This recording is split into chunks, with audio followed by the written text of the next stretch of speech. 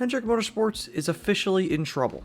Currently, 2 of their Cup teams sit well below the cutoff line, marking the first time that only 2 drivers would make the playoffs since 2016 for the team. That was a year that saw Dale Earnhardt Jr. marred by injuries and not able to compete, pulling Jeff Gordon out of retirement to fill the role along with Alex Bowman. Before that, it was 2010 when only 2 made the chase, with Jimmy Johnson and Jeff Gordon, Jimmy being the only one to even win that season for Hendrick Motorsports, getting 6. However, he did go on to win the championship. But as of late, performance has considerably dipped. The 2014 went from being top contenders for the regular season championship to now being lucky to even get a top 3 in overall standings. And then Kyle Larson, who had 2 wins to start off the year, hasn't won in nearly 4 months, and has since then barely even shown race-winning speed. And then there's Chase Elliott and Alex Bowman, the 2 that sit below the cut line. They are in serious trouble, sitting 80 points back from 16th place Bubba Wallace in standings, and then another 200 points back from Brad Keselowski. This isn't even mentioning that Daniel Suarez and Ty Gibbs sit in between the 2 of them in the championship standings to make the chase on points as well. Mathematically, as we sit, only one of the 2 can actually make it in on points. With 2 races left, that means it's win or nothing. Chase almost pulled his off this last week at Indianapolis, coming up short to Michael McDowell, and Alex Bowman put together probably his best run in a while that didn't get him wrecked. With some positive momentum going into the last 2 races, let's take a look at the exact problem that Hendrick is facing. So there's 2 races left. There's 2 shots, and there's 2 drivers. Basically meaning that Chase needs to win once and Alex needs to win once, which sounds easy. However, the likeliness of popping off those 2 wins consecutively at these 2 tracks is extremely low. Let's look at Watkins Glen, the next race. The last time a Hendrick car didn't win at the track was in 2017 with Martin Truex Jr., and that team doesn't even exist that he won for anymore.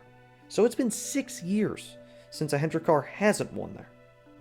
And last year, 2 Hendrick cars were competing for the win throughout the entire day. But Hendrick really hasn't shown speed on road courses this year. JGR and 23XI have actually had the fastest cars, and now apparently Ford has gotten up to their level as well. Michael McDowell's win this last week was the first time Ford has won on a road course since 2018 at the Charlotte Roval with Ryan Blaney. And if you want to go back to the one before that, it was Kevin Harvick in 2017 at Sonoma. It's been a while, but Ford seems to be back, adding another challenger to this equation for Hendrick. And let's just be generous and say that Bowman or Chase do win at the Glen. Well, the next track is basically a roulette wheel in terms of who's going to win. Since moving Daytona to the last race of the regular season in 2020, the most laps a race winner has led in that event since then is 24 by William Byron in 2020, which was a Hendrick car. So maybe that's a good sign. The odds in general of Chase or Alex winning this event are incredibly low to begin with. Coupling that with the fact that they also have to win Watkins Glen, this challenge is huge.